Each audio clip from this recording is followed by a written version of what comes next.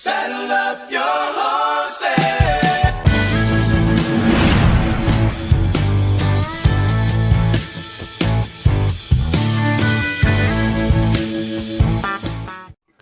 What is up, pitter patter? Let's get at her. Or in the other ways to phrase this, before we get started, does anyone want to get out? that is right. Before we get started, does anyone want to get out? Thank you guys so much for chiming in to another episode of the Manely Broncos Podcast. And it is fitting, with it being draft month, that we get one of the best experts for the draft and all things Denver Broncos than a member of the Let's Talk Broncos podcast community with Bree Maestas, Zach Seegers, the very, very tall Joey Richards. Frankie at Frankie's Film joins the show. Frankie, how are you doing, my man? Appreciate you guys. Thank you for having me. I'm doing quite well. The intro is absolutely banging. I'm just jamming out over here, ready to get into it. I'm pretty hyped up. I'm excited. We got the draft a couple weeks away. Warm weather has finally crept its way out in Wisconsin. It'll probably go away in a day, and it'll be back to the blistering cold. But for now, my energy levels are high. I'm feeling great. And I'm excited to be here. Thank you guys for having me.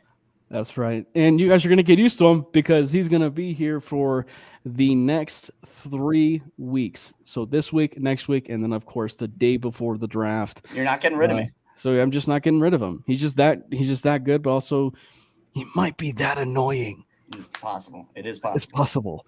Anyway, another, of course, joining us is the member and part of the Manly Broncos family. Not that Frankie isn't part of the family. He's, of course, part of the Manly family. But Brandon, welcome back, my man. You just call me the member? I'm like, bro, come on. I thought You we were are closer the- than that. I'm just kidding. But I feel like that's also like positive when I call you like the member. Sure. The Okay. member. No, I'm good. VIP. I had to fight the masculine urge to go to the driving range immediately following work today because I did that yesterday.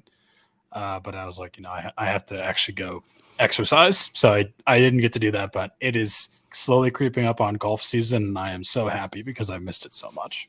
And I'm not good. Like, Cameron has golfed with me. I'm terrible. But I feel like I've gotten a lot better. Like yesterday I went, probably the best driving range session I've ever had. So it's getting better. It's getting there. I feel like I need to see a mainly long drive competition. I bet Maddie's got a great drive on him. pretty He's sure got that Cameron's look gonna to him win where that. he just bombs it. Really? Okay. Brandon kind of Pretty positive Cameron's going to win that. I also went to Top Golf with him. I haven't seen Maddie drive, so we'll see. But I feel like probably Cameron would take that. Okay. Yeah, it's admittedly. Now, if you're Brandon, talking, yeah. hold on. Like, we're just saying distance. I'll smash the shit out of it. It's not going to go straight, but it'll go far. In a 360 degree, we're just tracking how far it goes from that. I might be able to do that. It'll probably go like far right and break a car window. But Right.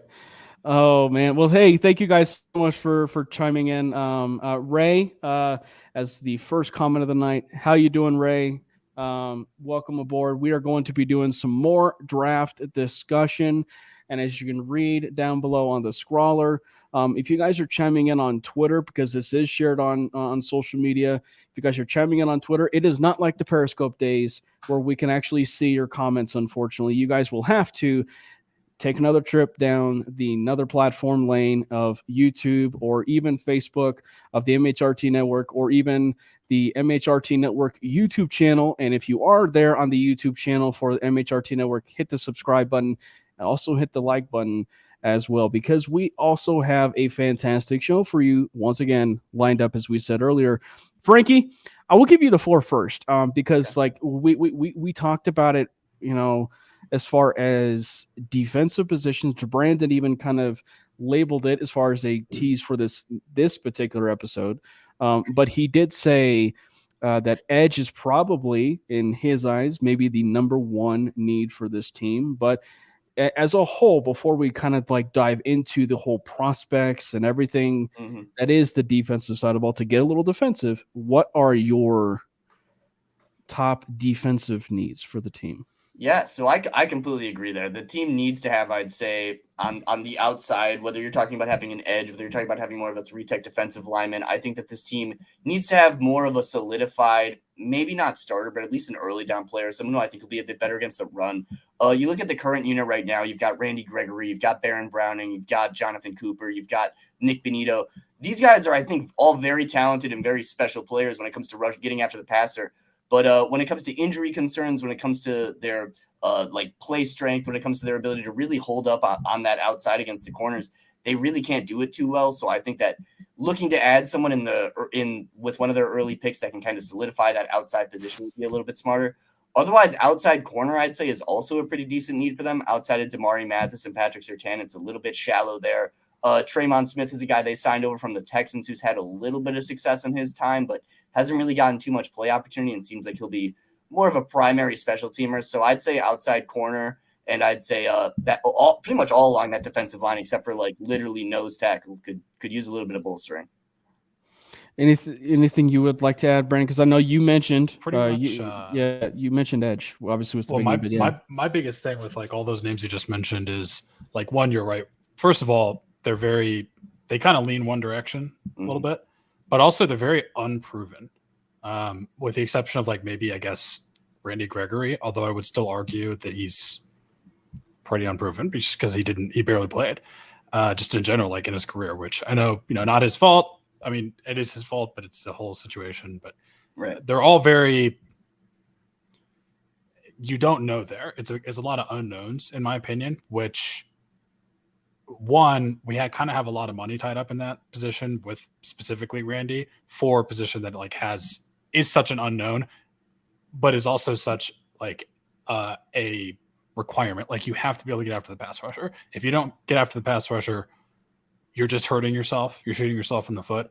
And we have struggled to do that because the guys that we do have can't stay on the field. And even if they do stay on the field, I mean, there's definitely been some pops there, like Jonathan Cooper, Coop, my guy, super talented player that can maybe turn it on. We'll see.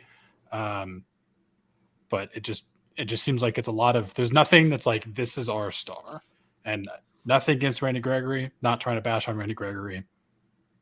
I feel like a lot of people thought he would kind of be that, and he hasn't been yet. See, but also seems to be a theme. Like that's Right. kind of like the theme overall with this team. And we touched a little bit about it on the offensive side of the ball, but the defensive side of the ball as well. It's like, we touched on the tight end room. Like it's unproven on the tight end room. Like it's unproven on the tight end room. It's unproven on the wide receiver room. Like there's places where it's unproven, and even for the sake of argument, it's unproven for the running back room. Like I know Javonte kind of burst onto the scene, but he's now hurt again. So there's a little bit of the unprovenness of so like just it remains to be like that theme of that unprovenness. And also Don't like sleep on my boy Samaje P. Ryan. He's gonna smash. But what I mean by unproven in this, is like, is he proven enough to be a starter? Like for a early, but I mean like for that length. So like say Javonte is, for the betterment of the argument, out for the year. Can Samaje P. Ryan be that full season starter? Right? That's full season starter. Yeah, that's the question. Yeah, right. That's the unprovenness. Yeah, and I think to even further elaborate on it, I mean something that's been kind of interesting we've seen throughout both George Paton's philosophy kind of in free agency and just this season in general is we've kind of seen like he really is willing to take a lot of risks on these guys that have had previous injury concerns. We saw it last year with the corners he brought in. We saw it when he, brought in K'Wan Williams. We saw it when he's brought in Zach Allen, who's had a little bit of injury concerns in his history going from Draymond Jones, which is fine. But I'd say another piece of this puzzle is there isn't necessarily a guy, especially in the edge room, I think, to show some of these younger guys the ropes, if you will. You think back on the years in the Denver past where you've had the Von Millers and the Bradley Chubbs showing these guys the ropes. Baron Browning made such an effort last year to talk about how much Bradley Chubb meant to him developing into that outside pass rusher role. They do not have a lot of veterans across this pretty much entire roster to like show these younger guys the ropes, which is kind of a little bit, I don't want to say concerning for me, but it's a lot of pressure, I'd say, to put on a lot of these younger guys. You see like guys like, I think like Matt Henningsen and like Uwazurike, who are going to have to step up along the defensive line because they're the fourth and fifth guy right now. Mike Purcell, I think we all love. Mike Purcell's never played more than 600 snaps in a Denver uniform, and he's like 32 right now. Like to say that he's the third defensive lineman in the rotation is a little bit crazy right now.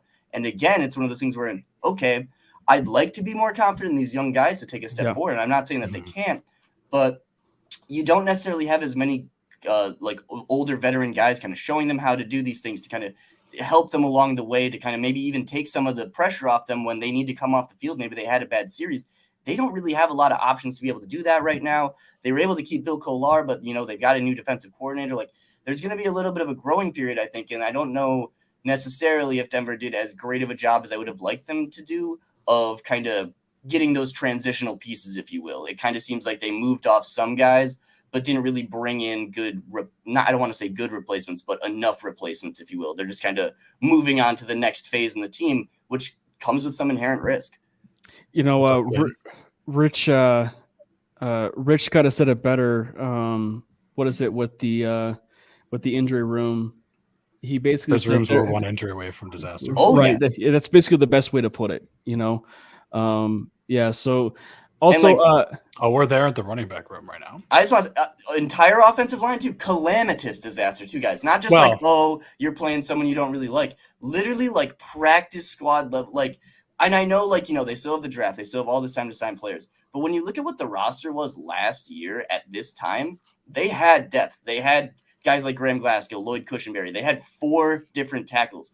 This team does not have depth whatsoever. If this team endures like a major injury early in the preseason or not, the entire roster could come crumbling down. So just to completely agree with that point. Yeah. I'll jump back on my bandwagon of, I feel like almost every NFL team has that problem, except unless you're the Eagles. And they've gotten worse there. So it's very, very difficult to field an incredibly deep, talented offensive line. Well, and as far as popularity, it just so happens terrifying. Well, and as far as popularity, it just so happens to be 2 teams within the AFC West, which just happen to be the Chargers and the Broncos as of late. And I'm not saying they need to have great guys, but I mean literally guys that didn't even get brought up to the roster last year that sit on the practice squad the whole time. Like, that's your tackle too right now. Like, I can't remember who the backup behind Bowles is right now. Wattenberg maybe could progress a little bit, but it's and that's just the offensive line for one example. But just to put that's the entire roster right now. It's a lot of scarcity on depth, and while they don't have a ton of money available, and a lot of people keep saying, they can open up all this money, which, yes, I agree they can, but it's a little bit worrying, I'd say, that they didn't just try to do that right away. It seems like they kind of did try to do that with Bulls and maybe weren't able to. I'm a little curious how much money they're really going to be able to open up or even attempt to open up, because with opening up, you're usually keeping guys on the books longer, and these might be players they're not really trying to keep on their books. Yeah, absolutely. By the way, listen to Clayton, smash that like button, share the actual TV show right here. So Hulk smash, that's what I call it. Hulk smash the like button. So thank you so much, Clayton. By the way, Richie says Frankie's 32 is not old. I just mean in the NFL. I just mean and I don't even mean old. It's just kind of like he's whatever. You got me there. You got me.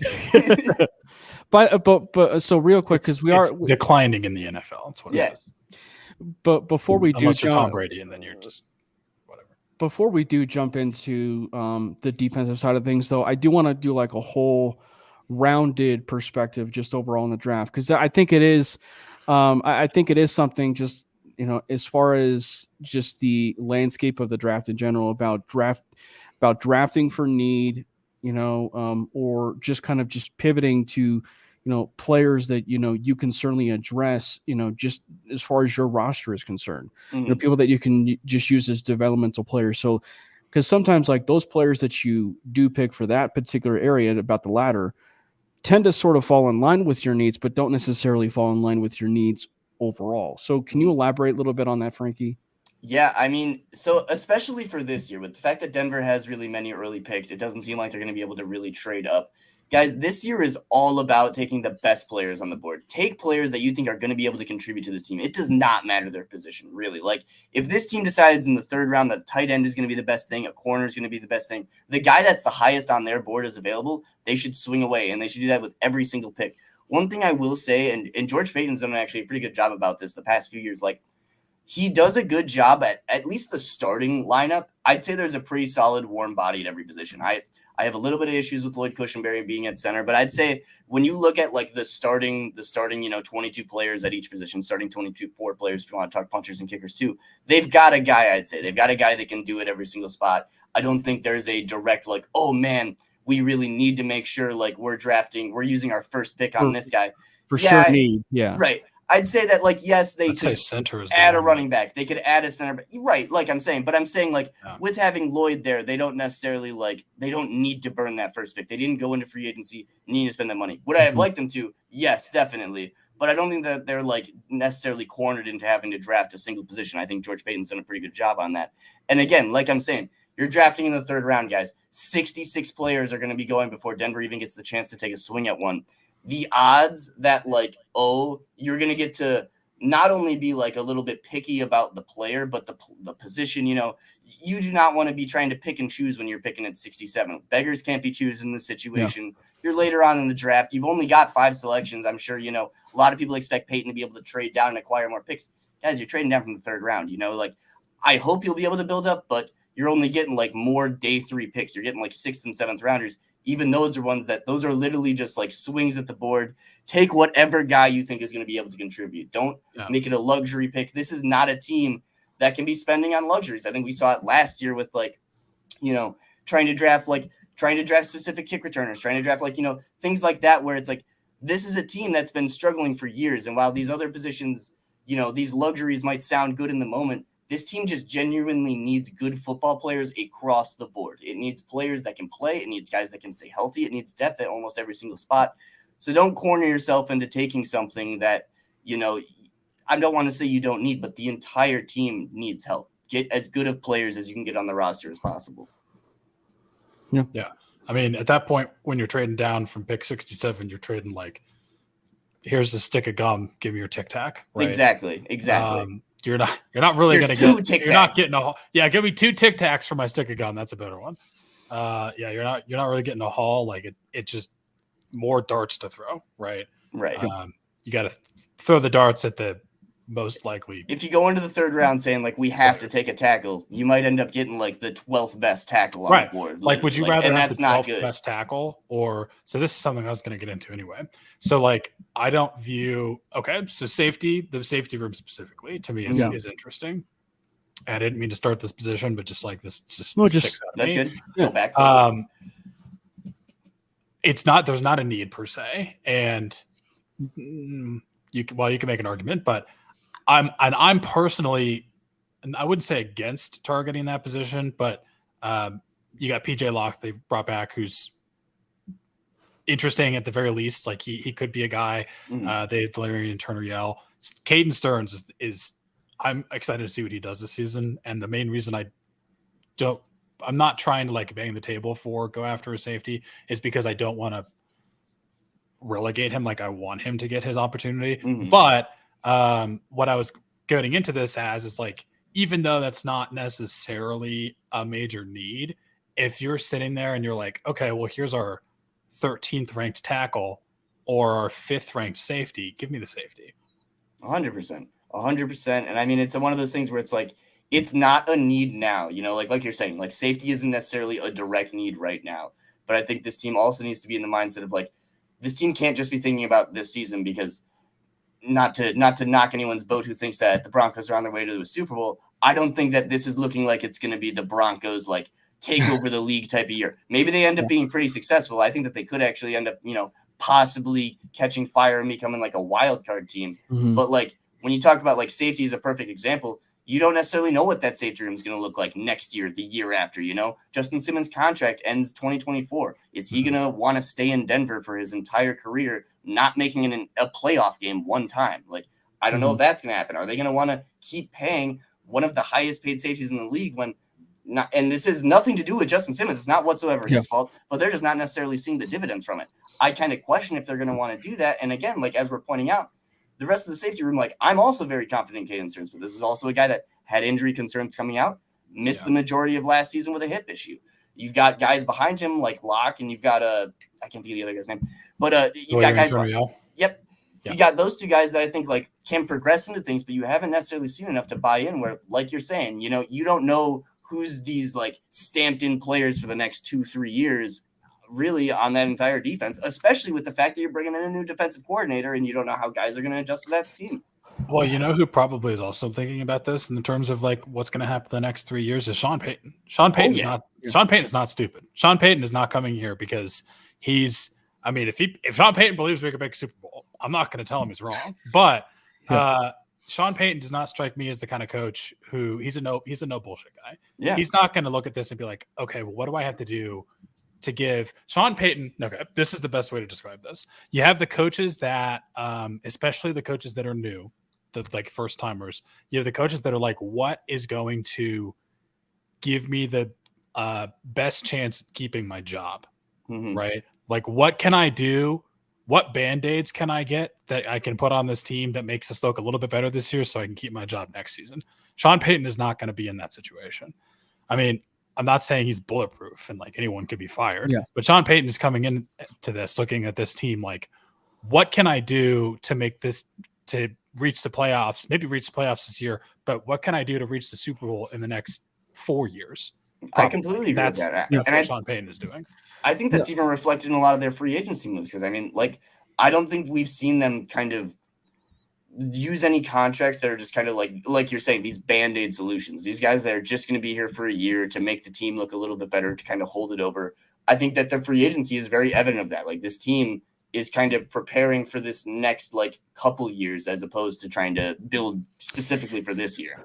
So to pivot back a little bit to the draft, Brandon, you did bring up the safety room. So why don't you kind of kick things off a little bit with the safety room? So like, admittedly, you know, we touched on a little bit the safety room from the draft perspective. I don't know about you, Frankie and Brandon, but it does feel like it's a little bit on the lesser side, prospect wise. Except for say like like a few players here and there, but that's like players that are, aren't necessarily going to be there at pick 67 or even at pick 68. I mean, Brian Branch, for example, right? So, I mean, like a guy that is probably, more or less on the likes of like a Kareem Jackson type, right? But he's not necessarily going to be there at pick 60. He might because we picked in the third round. So it certainly might. But anyway, Brandon, why don't you go ahead and kick us off on that safety room? This has been a fascinating practice for me because, like, I'm going into this and I have to constantly remind myself there's 66 players that aren't going to be available. Like, I had to go in and look at like who are going to be the sleepers, like who are the guys that would potentially be there, in the first. Like beginning of the third round, right? And specifically safety, one of the guys that kind of interests me. And I brought up Caden Stearns as well. And this guy I'm not saying he reminds me of Caden Stearns, but Caden Stearns' biggest thing and the biggest thing we seem to like in our safeties is versatility. Like, I can play him as a safety. I can play him as like a nickel, right? I can do whatever I want with him.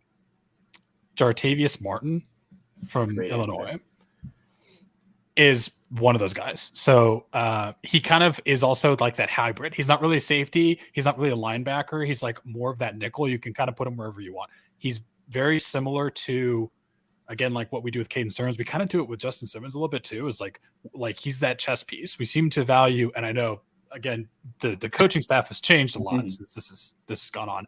But especially with Vance Joseph, we know what he likes to do. We know what he likes to do in Denver. And he definitely seemed to be that guy who's like, I want my chess piece that I could kind of move around. Like, right. They had Isaiah Simmons in at his previous stop, who, you can make the argument of did that work out or not, because that was a very high draft pick and he's a very talented player and he's kind of gotten better, but it was a little bit shaky for a little bit. But Jartavius Martin is a guy that can just give you that versatility and give you depth at that position. So like if you're starting Caden Stearns, who has that injury risk, and you value his versatility, but what happens, again, you're one injury away from like, what if you use that guy all over the place in your scheme? And now you're like, well, now I have someone who's far more rigid in what I can use him for. So someone like Martin, you can kind of get him and let him sit for a little bit, but also I think you could maybe play him if you need to, and you're looking for versatility. Frankie. I just want to echo. I love the Martin pick, Martin was that Illinois defense, first of all, had so many studs all over it. But when I was watching Devon Witherspoon, for anyone who doesn't know, he's arguably the CB1, CB2, CB3 in this class. Very good player. I just kept seeing 21 flying across my screen, and who was it? It was Jartavius Martin. Like you said, offers some great nickel flexibility, just a really good mover in space. A guy I really enjoyed watching. I was blown away by him. He had a pretty good Senior Bowl week as well. The defense is ridiculous, man. Yeah, defense was so awesome. Jershawn Newton, their defensive tackle, is going to be one of the high picks next year that I'm very excited to watch. But for my pick, I went with JL Skinner. JL Skinner was probably going to be, I'd say, out of Denver's range, but sadly at, I believe, the Shrine Bowl, or maybe it was just in his personal training, he ended up tearing his pectoral. I do believe that will end up dropping him in the process. He could end up, slipping even into like a day 3 selection, which would suck for him. But for the team that gets him, it's probably going to benefit because he's a very, very good player. Pretty big, 6'3", he's over 215 pounds, hits like a Mack truck. He has some incredible highlight hits playing in the Mountain West, and just like really fun player to watch out of Boise State. Brings a ton of attitude on that defense, plays the run effectively well. Really that battering ram in the box reminds me a lot of like a Cam Chancellor type, just a body that lurks over the middle and just waits to annihilate your day. The combination of having him and like a Justin Simmons, him and a Caden Stearns in the secondary, like he's just a piece I would be very excited to see that would bring, I think, a little bit more physicality to the secondary and a little bit more just kind of in your facedness.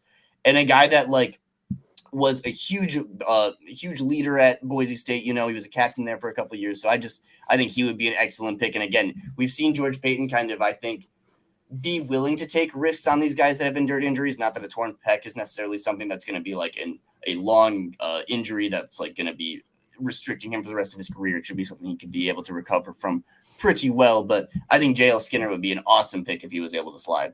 Didn't he say Cam Chancellor was like his favorite player? Like I think so. Yeah. I mean, his interviews are pretty fun to watch too. He's so fun. You could definitely try. You could tell he's modeling after Cam, which is obviously not a bad thing. I was just going to say, so Clayton, obviously we just want to say thank you for hopping in, but you're going to rewatch it. So thank you. Thank you again. But yeah, thanks for hopping on. By the way, just some quick comments. Rich with a little bit of a hot take. He says trade Simmons. I've been on that trade for a long time, Rich. Shut it. Explain. Shut it. No, go ahead and explain it for us. Do you want me to? Okay. I want you to explain. So probably not now, but before the season started, after last year. So let me first of all say it like this: Justin Simmons' contract is up at the end of the 2024 season. Yeah. So Denver is going to have to either find a way to keep him, or they believe that Justin Simmons is like someone that I think is going to be able to contribute to the next team or get this team to the playoffs, which I'm not trying to put that weight on Justin Simmons, but I don't think that this team is in a win now mode. Justin Simmons just forced the most turnovers in the league last year. I believe he forced 9. I think he had like 6 picks and 3 fumbles, something along those lines. He had a great season. I think that there is probably no higher value that Justin Simmons is at right now. And I believe that sadly, in a year or two, maybe he does want to play for the Broncos forever. And I think that would be awesome. I'm not trying to make it sound like I don't love Justin Simmons. I absolutely adore Justin Simmons. But if the team kind of recognizes that, hey, in a couple of years, we're probably going to want this guy to go play for a playoff team. He's going to want to go play for a playoff team. It's going to be better for all parties. Why not get the possible, I think if they would have traded him right at the end of the season, there's the chance they're acquiring like a top 50 selection for him straight up. And I'm not saying that that'd be better than Justin Simmons this year, but I'm saying if this is a team that's really looking into this, like, oh, we're going to have to really look at this next era after Russell Wilson, it might not be the worst idea to move arguably the most valuable piece on your roster. That's not me saying that Justin Simmons doesn't have value. That's not me saying they should trade Justin Simmons. That's me saying if there was ever a time to do it and they don't think that they're going to be able to keep him once his contract's up, you might as well, honestly, because this team's not going – like at the trade deadline, would I be – if this team – let me ask you this. If this team's 2-4 at the trade deadline, do you think they should be listening to – or I guess that won't be the deadline, but, whatever. I don't think that's mathematically possible. 2-5, 2-6, whatever. They had a slow start to the year like they've had the past couple. Is that team – are you wanting to keep Justin Simmons for the remainder of his deal, or are you trying to get like another pick for him? Justin Simmons' situation, and I say this – sadly, reminds me painfully to the T of what we did with Von Miller. Yeah. I would not be surprised at all. it's one of those things, man. We're like, guys, this is a bad football. Like, not as much as it pains me. This is a team that's been struggling for 7 years now. This team is nowhere, I'd say, closer to a playoff win than they were when Peyton Manning retired. Can we all agree on that? So it's like, man, you got to do what you can to acquire capital to make this team better. And sadly, this is again, nothing against Justin Simmons. This is a 30-year-old safety. Safeties usually tend to hit a little bit of a cliff once they kind of hit that range. He's coming up on his 3rd contract, and I'm assuming, because he deserves it, he's going to want to stay one of the highest paid safeties in the league. Completely well-deserved. He's playing at the highest level of anyone in the league. And I don't think Denver's going to be willing to pay that. We just saw them not willing to pay a pass rusher in Bradley Chubb and a 3-tech in Draymond Jones.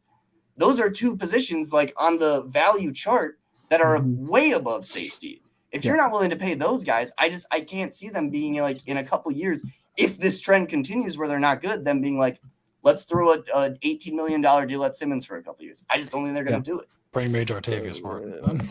Yeah. So looking at some of the prospects that I kind of had circled, we did talk about Simmons, but in this particular safety, one, it's kind of apropos to bring him up because I brought him up on the running backs side of things.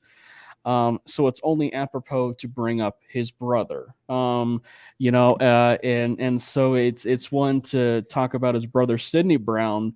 And he's a guy that plays a little bit of the high deep safety, but however, it's almost like if you were to like in the college game, if you were to blend like a Justin Simmons and like a Kareem Jackson together, like in one safety, like the way that he plays, because it's like he can play the high safety, but he is like a willing tackler and he's like a hard hitting tackler. So it's one, like I could see it going multiple different ways with him at the next levels. Like it's ways that I could see him be a free safety, but it's also a way that like say Vance Joseph sees him as a strong safety and maybe that Kareem Jackson replacement. I could see that with a guy like a Sidney Brown. So we just talked also about from Illinois. Also from Illinois. Roster, man. That Illinois team just, I really wish that team would have, and I mean this even from a Nebraska fan perspective, but I wish that team, would have finished the season on an incredibly high note because that was a really, really fun team to watch, for sure. But another one that certainly stood out to me was Jamie Robinson from Florida State.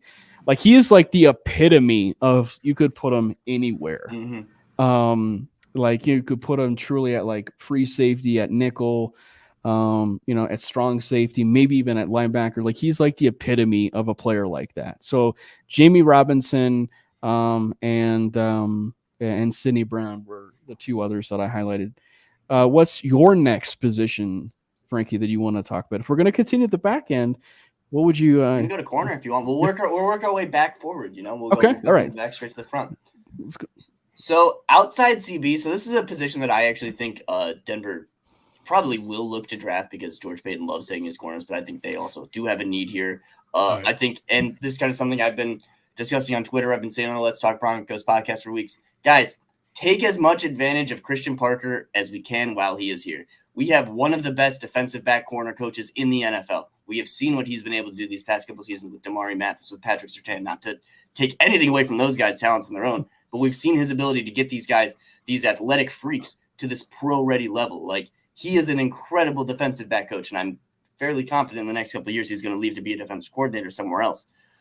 Take advantage of that guy where you can and just give him pieces to let him keep churning into productive NFL corners.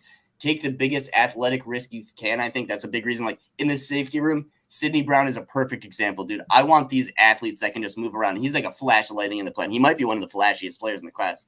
Absolute blast to watch. But as far as corners go, I wrote down normally my guy would be Julius Brents. I've beaten the Julius Brents train to death. I don't think I can beat it anymore. He's this year's Tariq Woolen. He's a 9.99 RAS. He's got shooting guard length. Guys, that guy's going to be so fun, and I have a feeling that he's going to end up going in like the 40s or something. So I'll move a little bit down the board. Dude, I have no idea. If you still my name. I'm going Ja'Cory Bennett.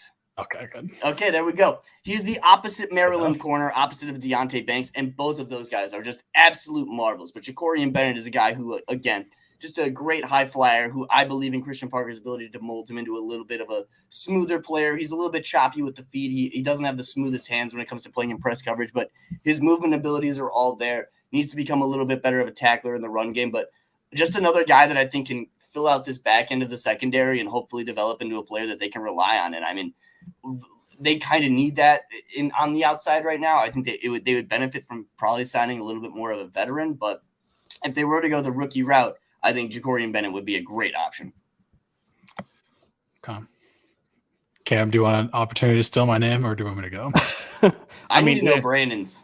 Yeah, that's your All right, setup, Brandon. I'm taking a little bit of a risk here, and the reason I'm doing that is this guy in a perfect scenario would probably not be available, but I'm going to go with Garrett Williams from Syracuse. Broncos met with him, by the way. Yep, and the main reason that I say that it's a bit of a risk, he is recovering from an ACL tear, so it does kind of suck because he's someone that at the very least he's starting his rookie season on the PUP list. Like, that's a given. So it's, if you're looking for a guy that can like come in and maybe make a semi-immediate impact, unfortunately Garrett Williams is probably not that guy.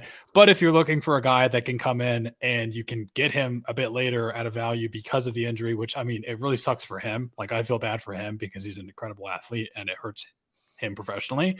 But if he's going to slip because of it and you're able to get him, you're going to get a guy that could potentially become not only one of your starters, but one of your cornerstone starters in that secondary. He kind of reminds me, ironically, a little bit of Justin Simmons, in how Justin Simmons is like super willing to run downhill and play run support. That's what Garrett Williams does. And he's not like super, like, he's not going to blaze past you, and like he's not going to cover Tyreek Hill man to man, right? Yeah. He's not like the long speed. He's more like the short area quickness. He's great in I don't know how much zone coverage we're going to decide to run here. I don't really know what we're going to be doing, but he's an incredible athlete in zone, and I think he can play press, but they didn't really use him much there, so we haven't really seen it actually happen. But like his ability to, again, the short area quickness to like click and close and hit his guy is awesome. You know, but he's going to be out for a while. Yeah.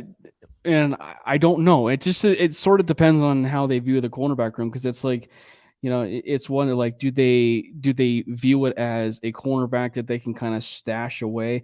Like, not to like compare it a little bit, because they were kind of fortunate to get him as an undrafted free agent, but almost like stashed away in a sense and then unleashed with like a Christopher Allen. Because I think people are forgetting about Christopher Allen, but it's just like, you know, is it a scenario where they actually draft a guy, but because of his injury, they like kind of stash him away a little bit, maybe give him somewhat of a redshirt year and, you know, give him some limited snaps and, you know, and kind of see where he goes with it. The one, I for my sake, like, one, it would be fascinating to see this kind of name back in the AFC West, but two, it would just be fun to see this particular player and corner in the AFC West and with the Denver Broncos, and that'd be Trevius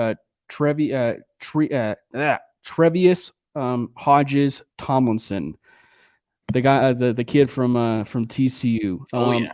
So I mean, the thing is like, don't let his height fool you. Like, the guy can absolutely play, and like I don't necessarily know if he will be there within the pick 67 and 68 range, but one of the biggest probably detours and detriments probably to his game is that he's small, and it's not necessarily the quarterbacks, but I mean, there are teams that probably do show some of that negative energy, if you will, to those shorter players, running backs, and obviously quarterbacks as well. I mean, who knows? Obviously, Bryce Young will go number one, but that is one of the knocks that is on him, is that he is a little bit short.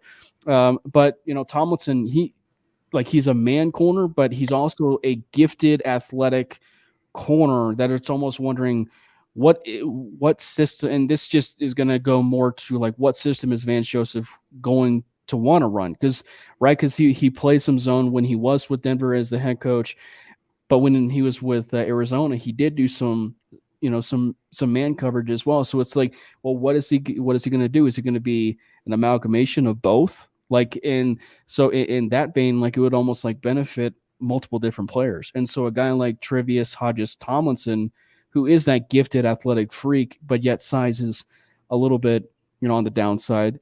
It would be kind of curious to see what his role would be, like a guy like a Vance Joseph in that scheme. But there's no telling how good of a corner though that he could be and gifted within this team. The nice thing with him is, like, if you do get him and he's not able to play outside, you could put him in as a nickel corner and he would just like crush it. Yeah, 100%. For sure. He's like 5'9", I think. 5'9", 177. Yeah. How you doing, Rising Rhino? Taking off. That's right. All right. Let's see. So we went with corner on. Frankie went with corner. So that means we'll go with linebacker. Mm-hmm. All right. So it's only fitting that I bring him up. But it's certainly one that I would be very, very curious to know if he would, one, be available within picks 67 and 68.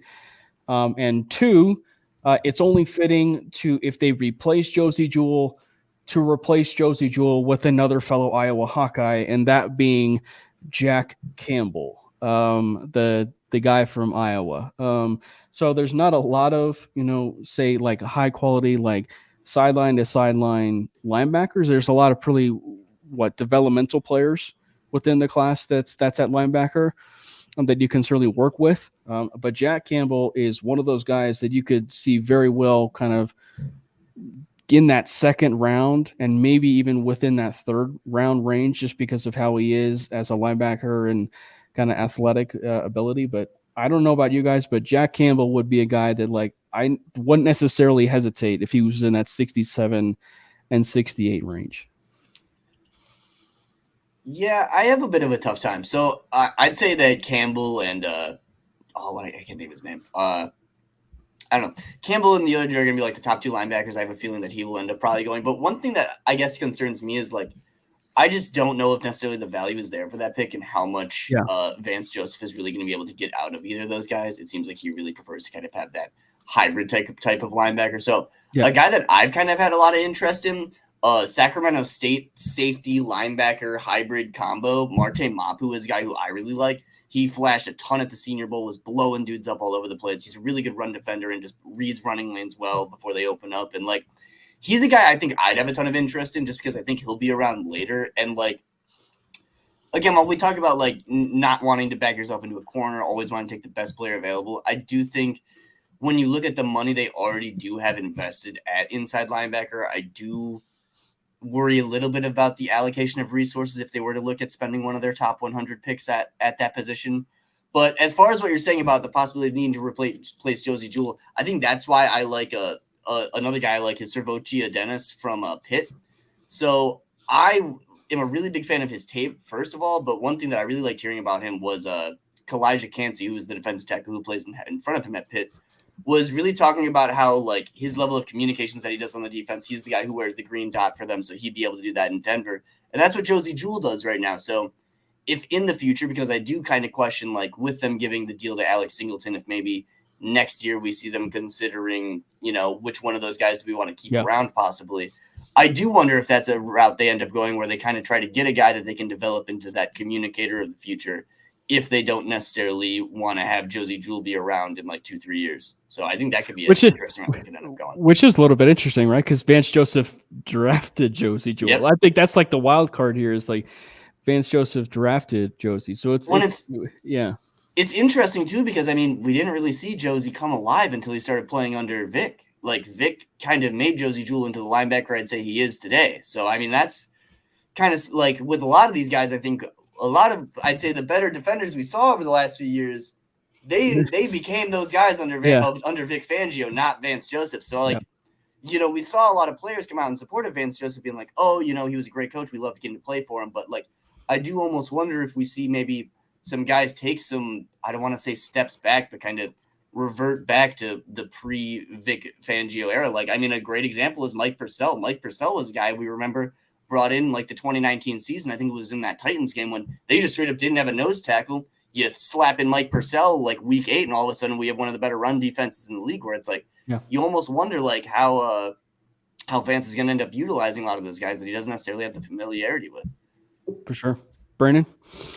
So I'm going to keep the guys the Broncos have met with train rolling here, and I'm going to go with DeMarvion and Overshown from Texas. So that's not a Key and Peele name, by the way. No, he is not. DeMarvion Overshown is this guy plays linebacker with a tattoo on his forehead that says "I used to be a safety" because he used to be a safety.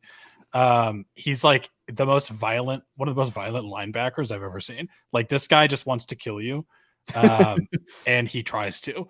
He's like an insanely athletic guy. The biggest downside of DeMarvion Overshown, a couple things. One, he sort of has that issue that like ironically, I think we've seen with other linebackers that are that like freaky athletic type. He doesn't really get the mental part of like diagnosing the run very well. So sometimes he'll just like read something wrong and the guy will get past him. Sometimes when he does read it though, like this is the great thing about this type of player, and also the downside of this type of player is because he wants to kill you, he's just going to go and like have the most violent tackle possible. But he doesn't always wrap you up well. Like he wants to just put you in the dirt, but sometimes he'll like try to be a bit too fancy or violent and he'll just miss you, which kind of sucks. He's also not as powerful. Like if an offensive lineman gets his hands on him and they're going to block him, he's not really great at getting out of it. But when that doesn't happen, this is a guy that again is kind of that just sideline to sideline potential chess piece of former safety, now a linebacker. Just like what do you do against that kind of guy? Yeah, DeMarvion Overshown, and we've met with him.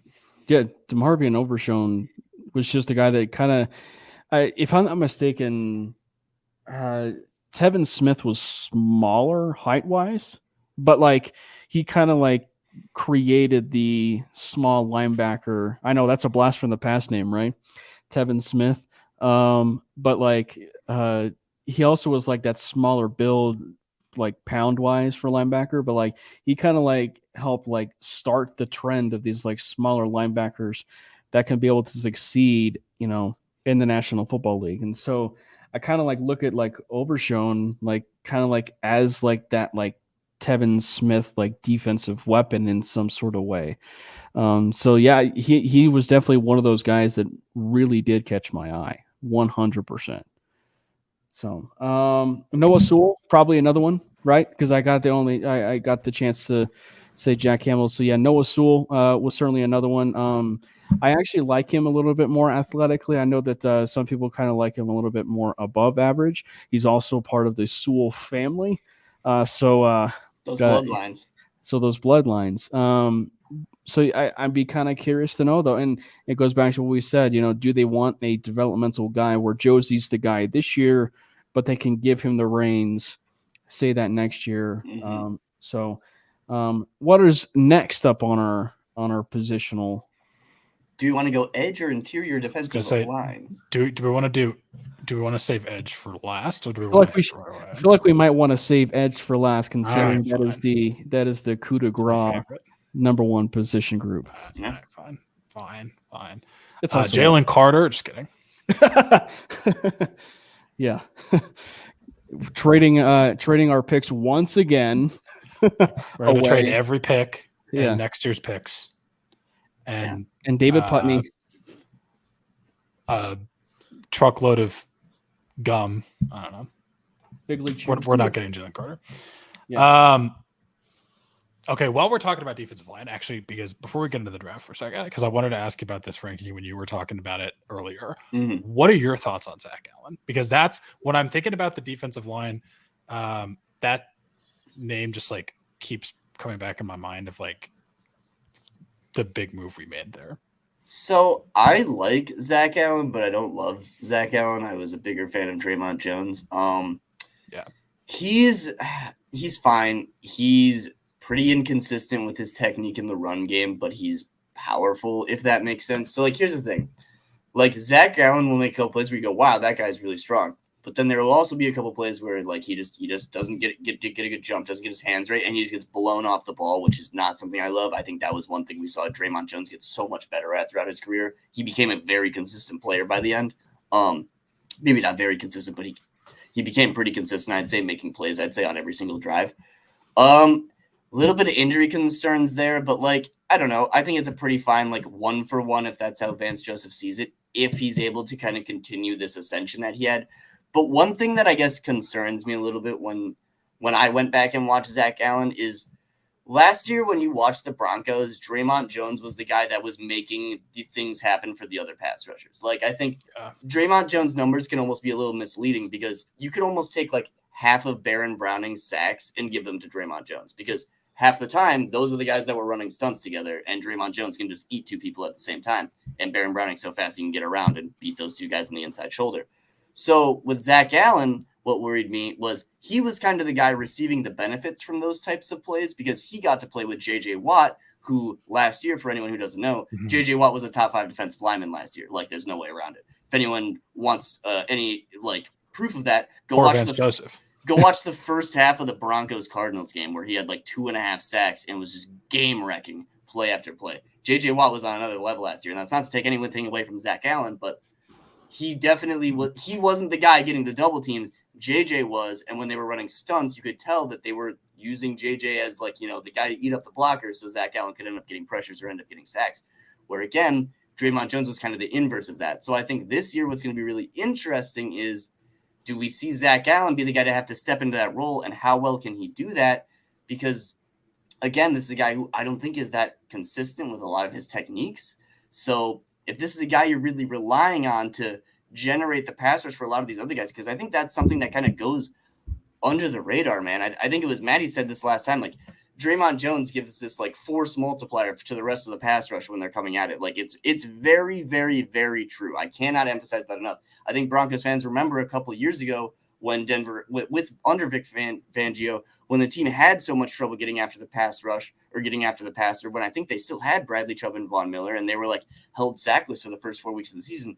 Guys, a big part of that was because they could not get any interior pass rush. Interior pass rush is so important in today's league, where they definitely took a step back from that, going from Draymond Jones to Zach Allen. So I'm a little hesitant. I think it's probably a fine move if Draymond Jones, it sounds like, wanted to leave. Completely good for him. I'm super excited to get to watch him in Seattle. That Seattle team is really fun, even though, you know, it seems like a lot of the Broncos people are obviously, you know, rightfully so, kind of upset at Seattle because Seattle fans like to tease us about the Russ thing. But man, that Seattle roster is super fun to watch, and I'm excited to see what Draymond Jones can do with them. But so that's my opinion on Zach Allen. A little long-winded.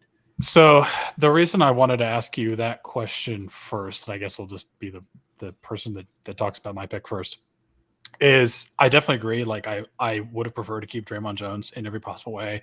The one thing that seems to stand out just slightly to me in terms of like, if there's going to be something that Zach Allen is better at, I think he's a bit better against the run. Mm-hmm.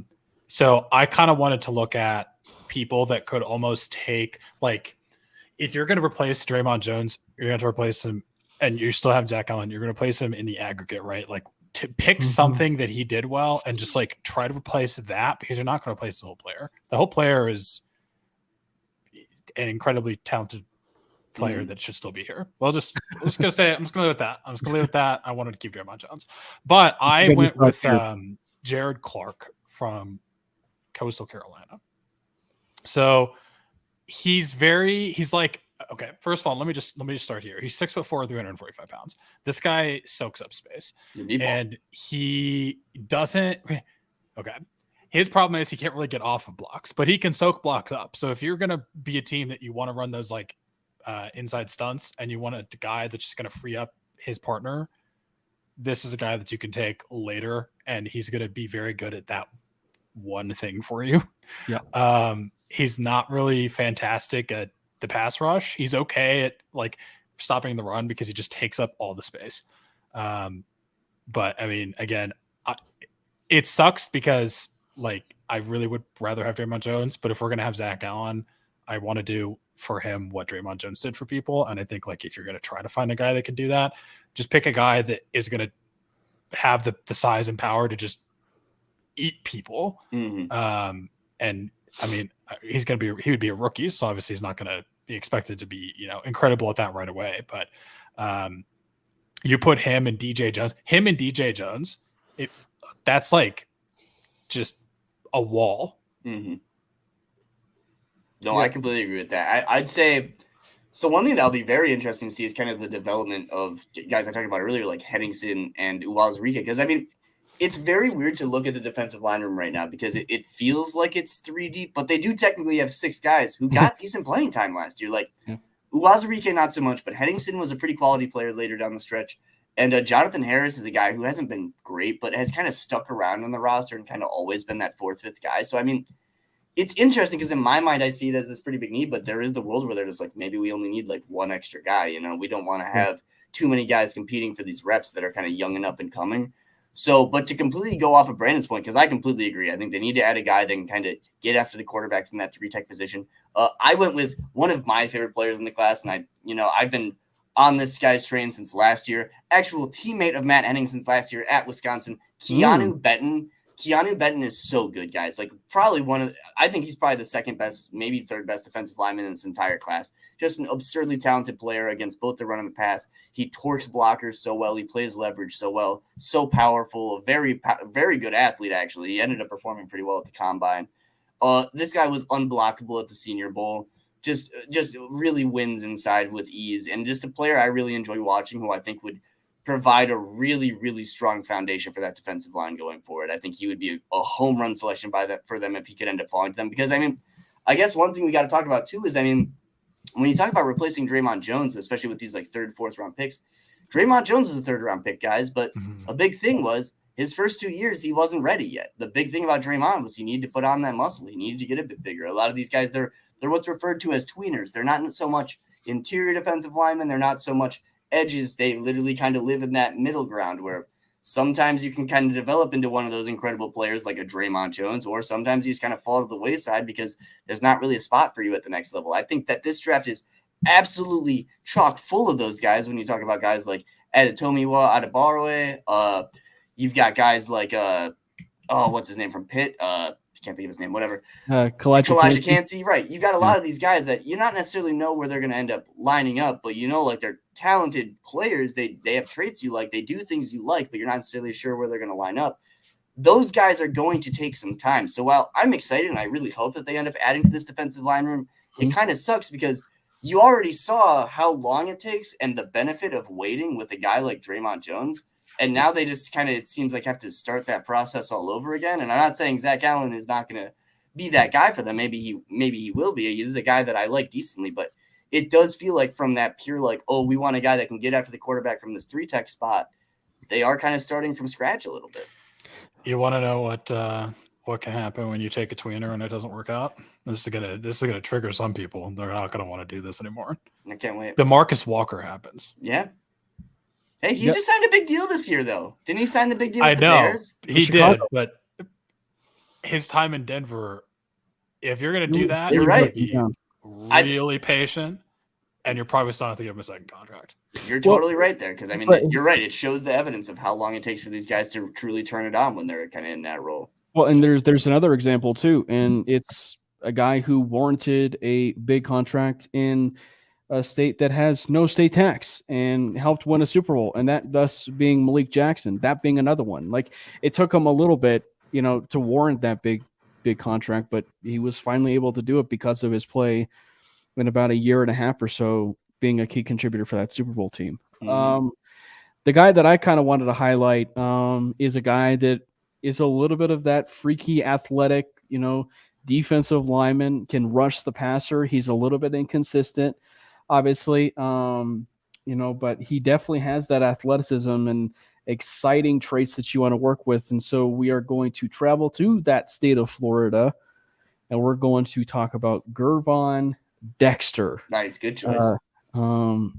So Dexter's, as I said, Dexter's certainly one of those guys that can rush the passer. He's effective at it. There's no doubt that he's effective. And he's an exciting player to watch, but it's just one of those like inconsistencies, with his game that you kind of, you're kind of like left scratching your head a little bit. But he's certainly one of those guys, like, given the room the Broncos have, and this is a theme, but given the room the Broncos have, you do wonder if that's a player that they could just put in. And because of his athletic gifts, that's a player that can either be the range of, all groom and grow, or because of his athletic traits, he could just hit the ground running, and do quite well, halfway into the season once his feet is wet.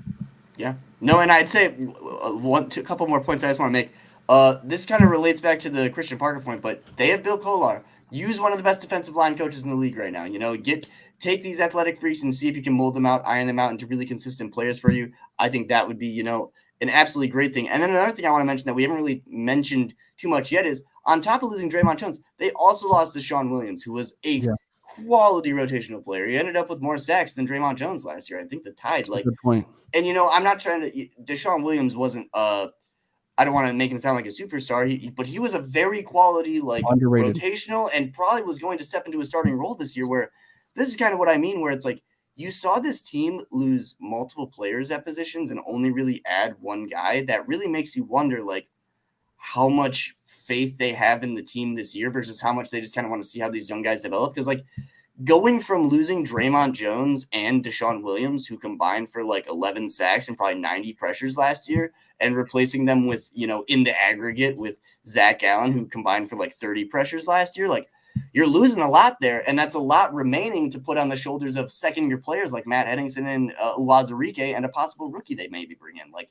That's a lot to replace. And I mean, this is a team, and this is a team that is kind of in line to take a step back on defense, and it's a little bit scary. Yep. Absolutely. All right, now let's go to the outside. And since Brandon's been wanting to talk about this pretty much since day one, give it to Frankie. I get to hop in. There's plenty. There's so many. This Ezra class is actually insane. Mm-hmm. I'll give it to the guest. You could say it has me on the edge of my seat. Very well done, sir.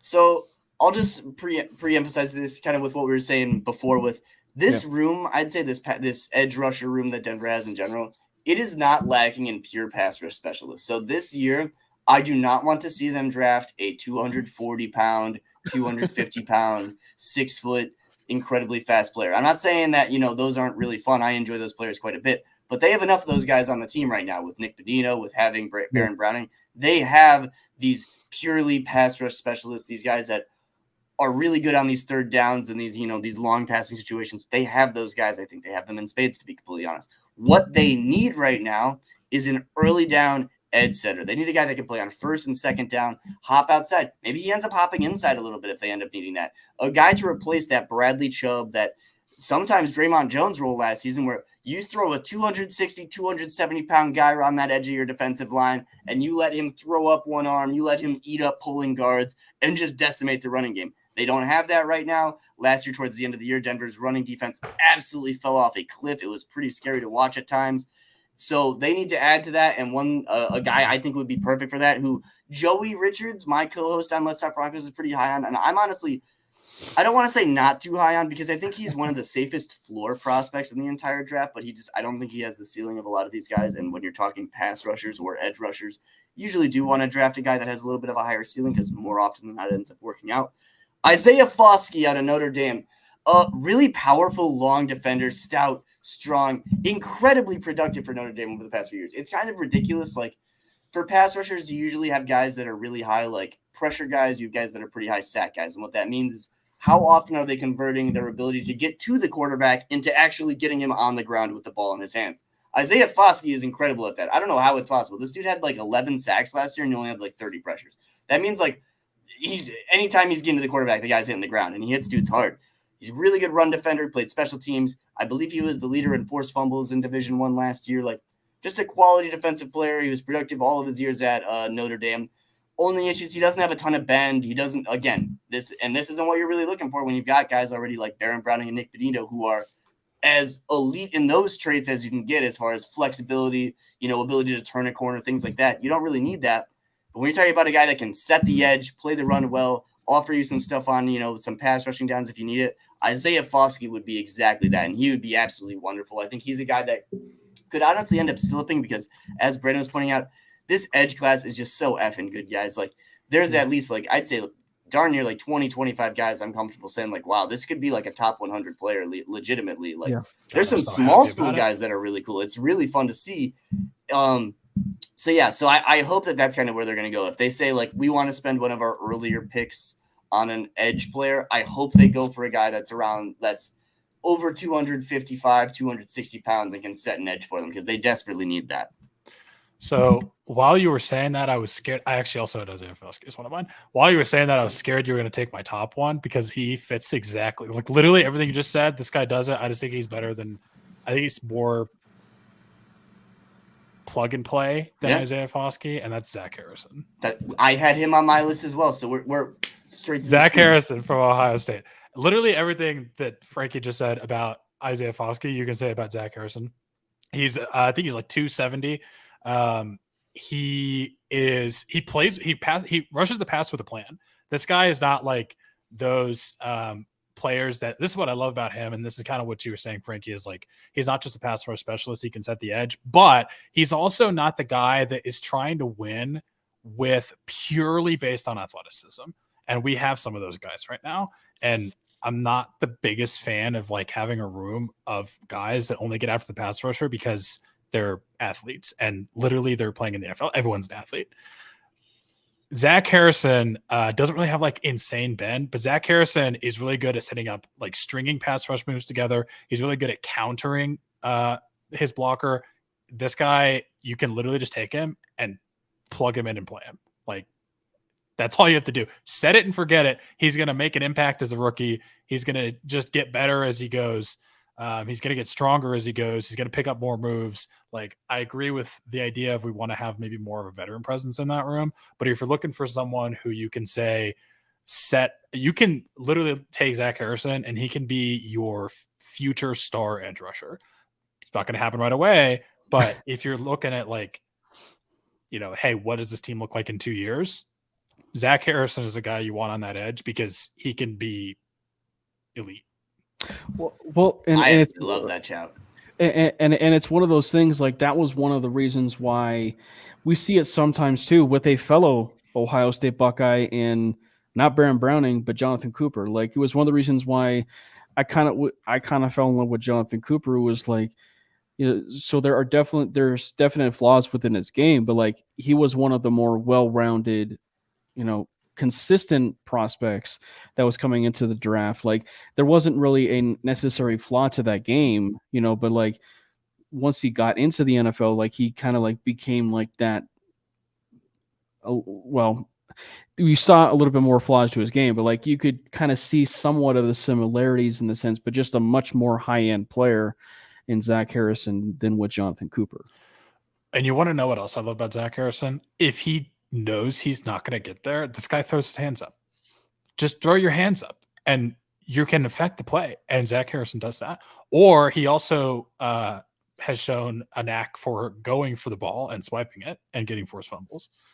I love Zach Harrison. Yeah, Harrison's he reminds me a lot of Michael Clemens a year or two ago that ended up going to the Jets. Just that like massive guy. And he's a guy too that we're talking about like a tweener. He could end up shifting inside if you end up needing him to on early downs if they want to just go like a 4-down base package and go like, you can literally see like a Randy Gregory, DJ Jones, him, and then like Baron Browning on the opposite side. Like you can do a lot of fun things with him. Hell, ridiculous combination. Right? You could do some cool stuff. That's what's just coming up in this brain right now. But yeah, that'd be fun. Who's your guy, Cam? Please take Zach Harrison. So, so I will probably disqualify from the 260 to 270 pound range, unfortunately. But are you going to say I think you are? Go ahead. But I will say that this is a certain player that is exciting, and the kind of length that he offers and the kind of potential that he offers as a pass rusher, but also as a edge rusher, I think gives a lot of room for growth with what he can certainly do as a player, and that is Will McDonald. Yeah, and I don't know if it's one of those things like I don't know if he'd be there within the 67 and 68 because that's like it's like that gray area. I just don't know. But like he's one of those players that's like he's so exciting, and it's one of those cases where like when Iowa State was able to put him, let's just say, on that island where he was able to be that guy, he dominated football games. Like he was an absolute dominator with that kind of pass rushing ability.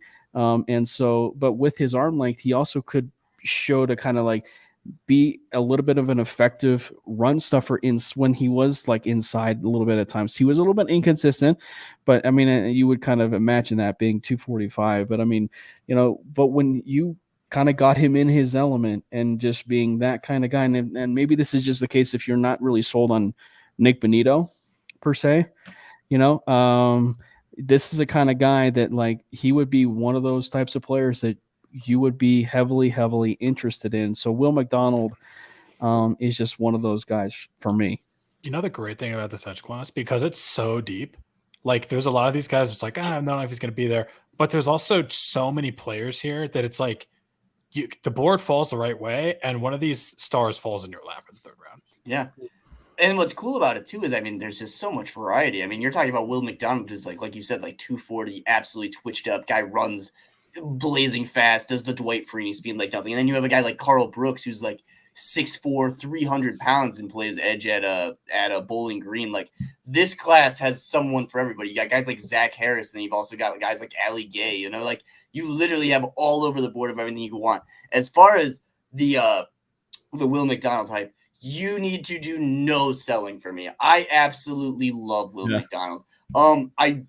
I would probably not love it for Denver just because, as we've said, it's a little redundant with having a guy like Nick Bonito. It, like you said, if they were to make a pick like that, I would instantly be like, man, they might be cutting Nick Bonito in camp. Like, because that really would be one of those moves where it's like, you don't really want to have two of those guys that, like, again, he's a guy that's going to need to put on some off-season peanut butter, as Boston Lombardi likes to call it. He's going to need to put on some of that weight.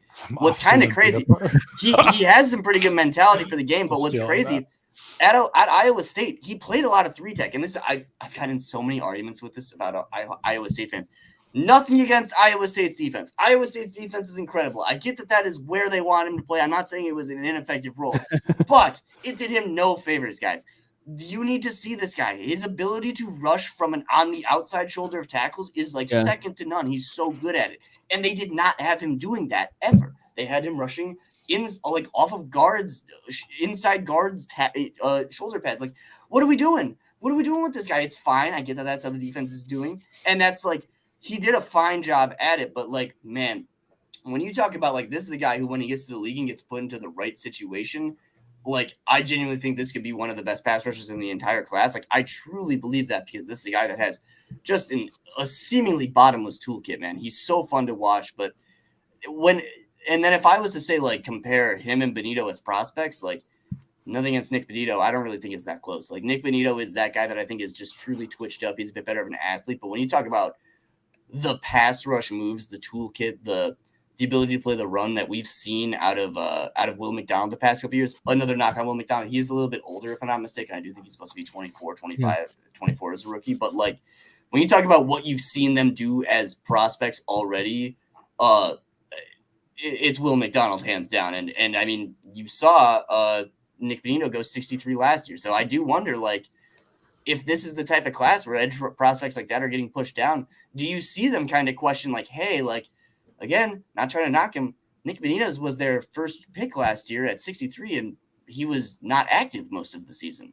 That's a little scary, guys. Like, that's not what you want whatsoever. And this is not like, this was an incredible defense, don't get me wrong, but later on in the year, this was a team that was needing pass rushers. They traded for Jacob Martin at one point, yet we didn't see more Nick Bonito snaps. Like, that's worrisome. Yeah. Well, who came to mind when you were talking about, like, guys more in the twitchy 240 range is BJ Ojolari as well. Yep. I think Will McDonald's better. I like Will McDonald better than BJ Ojolari, but that you are not lacking for guys that you can maybe land in later rounds that could push or make certain 100%. Players on this team. A ton of small school guys too, which I thought was really cool this year. I mean, like one of my favorite guys, Isaiah McGuire, who I can't think of where he's playing right now, but he's a pretty small school guy who I'm pretty sure last year like transferred from like Georgia or something. Like there are some really good defensive prospects that just ended up playing on different schools this year that are a little bit smaller. Like Isaiah Land is a guy who I don't think he transferred, but he's from an HBCU who a lot of guys like a lot. Like there are a lot of guys that you're almost projecting a little more just because of the competition they had to face, but are just so freaking good. It's pretty cool to see. Well, I mean, McGuire's on Missouri. Missouri, yep. Well, there's one player that we didn't get a chance to talk about, but that's just because like you don't know where he's going to be drafted within the first round or even that third round. He was a guy that obviously was in the Mike Liss mystery mockster, and that was Felix Ananuke Uzama, and you have no idea where he's going to be drafted. But like he's one of those like freaky type players within the Big 12 again. But it's just like it's one of those guys like you have no idea that range of where they're going to fall in. Yeah, it's crazy too with him. He's been one of the most interesting. Him and guys like Keon White have been so interesting to me because they were guys that for like a 2-week period, I don't know if it was just like, one big draft person who ever said like, oh, this guy could be a top 15 pick. And then everyone just echoed it. But like people loved Felix Anaduke toward maybe it was like midway through the college season towards the end of the year. Like people were being like, oh, this is the number 2 pass rusher right behind Will McDonald. And which was absolutely crazy because like he's not discussed whatsoever right now. I do not hear anyone discussing him. Keon White's another great example where like, I think at the senior, people were being like, this is kind of like a Trayvon Walker light. Like, this is just one of those incredibly monstrous athletes. That's another one of those tweener types, but like, who was incredibly productive playing at Georgia Tech for a couple of years, but just another guy just seems to have fallen to the wayside because, as we're going to keep emphasizing, there are just so many edge rushers in this class. Yeah, 100%. So to round it all out, let's tie a bow. You didn't get a chance to obviously chime in on the offensive side of things. But what I like to do as far as kind of tying a bow on all of this is who is a offensive prospect, like the dream offensive prospect that you guys want to draft and the dream defensive prospect you want to draft? Offense, I'm going to go Tyjae Spears. I love Tyjae Spears' game. I think he would offer them an incredible like asset, both as a guy to hold the spot down until Javonte Williams comes back, and just an incredible complementary piece to Javonte if he was able to come back. A lot of the stuff he did at Tulane, I could see him getting to do in, I almost said New Orleans because, Sean Payton, in Denver, just because, like, it's in Tulane. Tulane is in New Orleans. They copied a lot of stuff that the Saints were doing. He ran a lot of Wildcat stuff. He took a lot of direct snaps. He threw a couple passes. Like, he's a really fun, electrifying player that I think would be absolutely awesome for their offense. And I mean, I'm all about just like running backs, you get to see them be good right away most of the time. When it comes to drafting a position like tight end or maybe, drafting like offensive lineman, usually you got to take those knocks early on. And then year 2, year 3, year 4, you're kind of like, all right, now I'm starting to see this star player. But like, thing about drafting a guy like Tyjae Spears early on is it can be week 3 and we're watching this guy go for like 150 yards and 5 catches for another 40 yards, and I would be losing my mind. So I'm going to go with him. I think Maddie would agree with you. Yep. Yeah. Matt is a huge Tyjae Spears fan. Spears and Deuce Vaughn. That's kind of like his two. Ooh, that's juicy. Yeah. Brandon, what about your offensive guy and then defense? Did you want to say defense, right? Oh, I'll do my defense. Actually, no, you do your offense. Let me think on my defense quick. Okay. So, all right. I've been very vocal about my thoughts on the center position in the last like 4 weeks. Really? Yeah. Okay. So I'm going to say both of mine just because I'm going to say if pick 67, 68 rolls around and the following happens, I will be so happy. 67 or 68, I don't even care which pick you go. Mm-hmm. Give me one of them, Joe Tippmann. Give me the other one, Zach Harrison. I would literally cry. Keep it within the Ohio State family almost. I would be so happy if that happened. Like, I don't even care what else the draft is. I don't care. I mean, I do, but give me those guys. And then like a little bit later, I know I'm only limited to one, but a little bit later, give me Rashawn Johnson. And I'm good. I'm a Roshan Johnson fan as well. That would be a beautiful draft. No, I think that's beautiful. Tippmann's great, man. I mean, his mobility playing at that Wisconsin offense, just his ability to hold it down. I mean, take those Wisconsin linemen whenever you can, right? Yep. I think honestly, he could come in and he could beat out Christian Berry as a rookie. Yeah. Yep.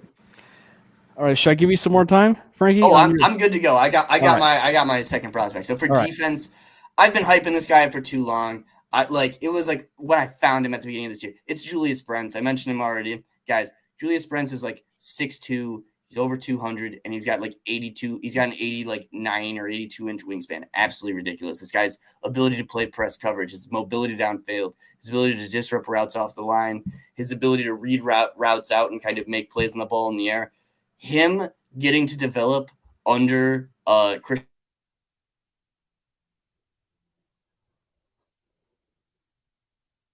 Did we no. get? I Oh couldn't tell if it no! was me or Frankie. Yeah, He was getting so excited. All right, Cameron, you go, and we'll get it back. yeah.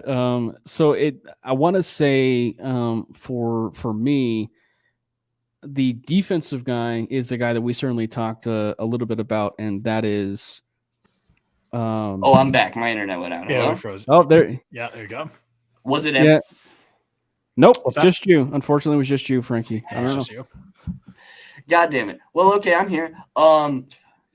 Julius You were talking Brents about would be Brents, absolutely yeah. sick. Yeah. Really cool athlete. Would be awesome to see under Christian Parker. Hopefully my internet doesn't go out again. Sorry, guys.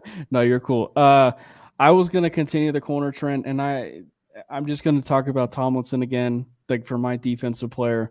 I'm really curious to see what this kind of quarterback is going to be doing, because especially when I kind of look at it in the sense of like when Jason Verrett came into the NFL from that same school. Obviously, injuries really derailed what could have been, but on the field, basically the best way to put this in Broncos terms, Jason Verrett is what Randy Gregory is right now in his career. Like Jason Verrett, you put him on the field, he's a top 5, maybe top 10 corner in the entire National Football League.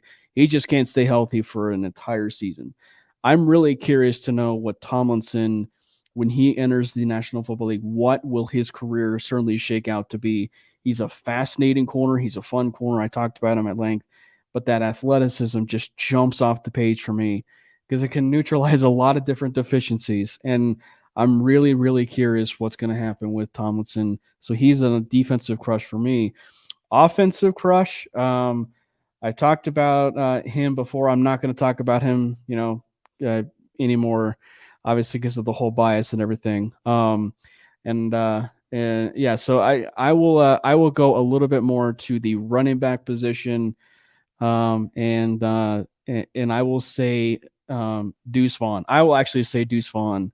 With the offensive side of things, I'm really curious to know the best comparison I really kind of have come up with for a guy like Deuce Vaughn. Actually, no, I'm going to change it. No, I'm going to change it. Chase Brown. I'm going to say Chase Brown.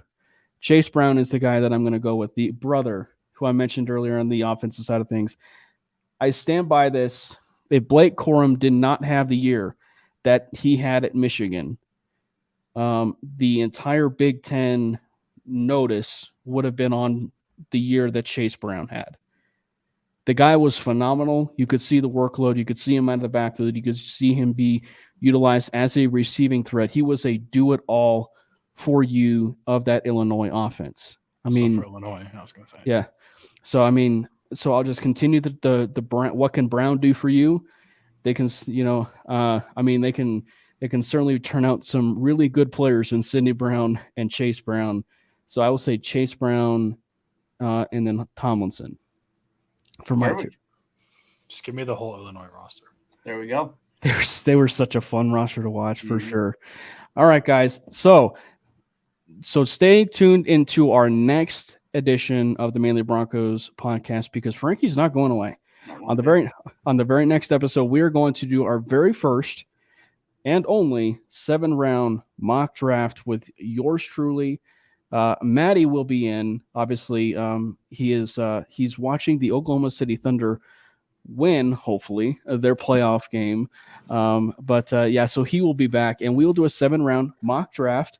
Everybody will be chiming in. You listeners of the Manely Broncos podcast, you guys will be chiming in. Frankie, of course, will be chiming in. Brandon and myself will be chiming in, as always. We'll kind of figure out what simulation we like to run, whether it's the Pro Football Focus mock draft, whether it's the Pro Football Network mock draft. We'll kind of figure all of that out beforehand. But we're going to do a 7-round mock draft, and then maybe the biggest episode to date for the Manely Broncos live stream, aside from the grand opening night of live stream, and that is the day before the NFL draft. We're going to do a picks 1 to 31 mock draft where Frankie will control, 4 teams. Brandon will control 4 teams. Myself will control 4 teams. Maddie will control 4 teams. And oh, by the way, trades are on, meaning we can do trades. So it will be a heck of a lot of fun. We've done it a few times before, but this is the first time you guys will get the chance to see it on live stream.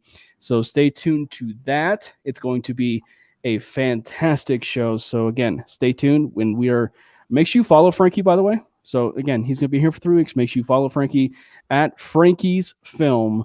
Better get it right on live stream. Myself at Cameron Parker PO, Brandon at Brandon Miller PO, the Manly Broncos Twitter handle at Manly Broncos. Again, thank you guys so much for tuning in to another episode of the Manly Broncos Podcast. Even when you feel low, you can still go. Even when you feel slow, you can still go. Even when there's no hope, you can still go. I never answer to no, man, I still go. Go, go, go, go, go, go, go, go, go, go, go, go, go, go, go. Hustle hard, hustle every single day.